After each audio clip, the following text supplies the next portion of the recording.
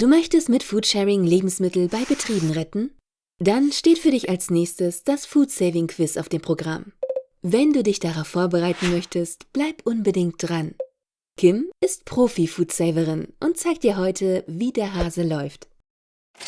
Vor der Abholung. Über die Foodsharing-Website hat Kim sich für mehrere Betriebe eingetragen. Auf der jeweiligen Betriebsseite findet sie wichtige Infos, wie den genauen Ort der Abholung, die benötigten Materialien und was hauptsächlich gerettet wird. Um Lebensmittel im Betrieb abzuholen, trägt sie sich für einen Termin ein. Vor der Abholung hilft ein Blick auf Teamchat, Pinnwand und die Besonderheiten des Betriebs, um auf dem neuesten Stand zu sein. Wer sich für einen Termin einträgt, ist für die Abholung verantwortlich. Wenn etwas dazwischenkommt, trägt sich Kim deshalb so früh wie möglich aus und sucht über den Teamchat nach Ersatz. Bleibt der Termin 24 Stunden vor der Abholung unbesetzt, sucht sie zusätzlich per Mail und Telefon. Notfalls informiert sie zudem eine Betriebsverantwortliche des Teams. Aber jetzt geht's auch zur Abholung. Für den Umgang mit Lebensmitteln sind saubere Kleidung, Haare und Hände vorgeschrieben. Außerdem sollte man gesund und munter sein.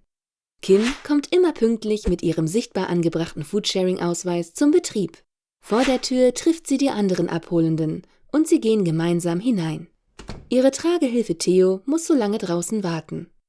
Im Betrieb sortieren Kim und die anderen in der Regel als erstes die verdorbenen Lebensmittel aus. Je nach Regelung mit dem Betrieb lassen sie Verdorbenes an einem abgesprochenen Platz zurück oder entsorgen es direkt vor Ort. Was noch genießbar ist, teilen dann alle Abholenden fair untereinander auf. Es werden immer alle genießbaren Lebensmittel mitgenommen. Persönliche Vorlieben spielen dabei keine Rolle. Die geretteten Lebensmittel werden in sauberen, lebensmittelechten Verpackungen und falls nötig gekühlt transportiert. Nach der Abholung. Wow, das kann Kim nicht alles alleine essen.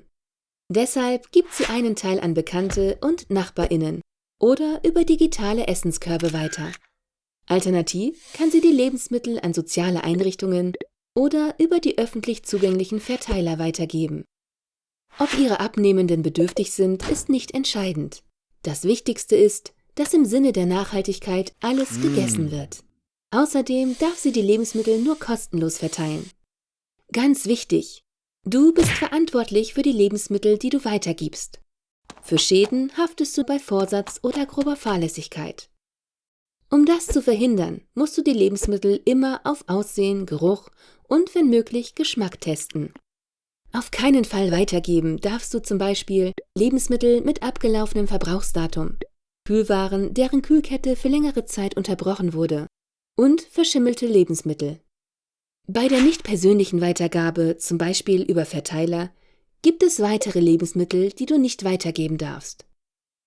Was du sonst noch wissen solltest: Wenn du einen neuen Betrieb für Foodsharing vorschlagen möchtest, wende dich an das Bezirksplenum oder eine Botschafterin. Du darfst Betriebe nicht selbst ansprechen. Wenn jemand nicht zur Abholung kommt, versuche Kontakt aufzunehmen und nachzufragen, ob alles in Ordnung ist. Ansonsten führst du die Abholung ohne diese Person durch. Solltest du keine Rückmeldung erhalten oder sich die Situation nicht klären lassen, kannst du dies an das lokale Meldeteam weitergeben. Wow, jetzt kennst du schon einige wichtige Abläufe und Regelungen. Bevor du jetzt aber das Quiz startest, lies dir unbedingt noch die weiteren Regeln und Infos im Foodsharing-Wiki durch.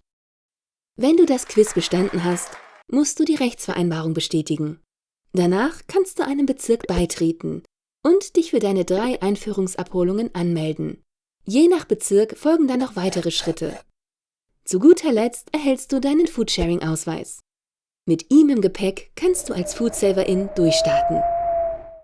Kim für ihren Teil konnte durch das Retten und die Bildungsseminare von Foodsharing viel über Lebensmittel lernen. Außerdem hat sie es geschafft, in nur 6 Monaten ganze 300 Kilogramm Lebensmittel zu retten. Das ist nicht nur lecker, sondern schont auch die Ressourcen. Außerdem setzt es ein wichtiges Zeichen gegen Lebensmittelverschwendung und für mehr Klimaschutz. Werde auch du Teil unserer wachsenden Community. Leg gleich los und mach noch heute das Quiz. Viel Glück!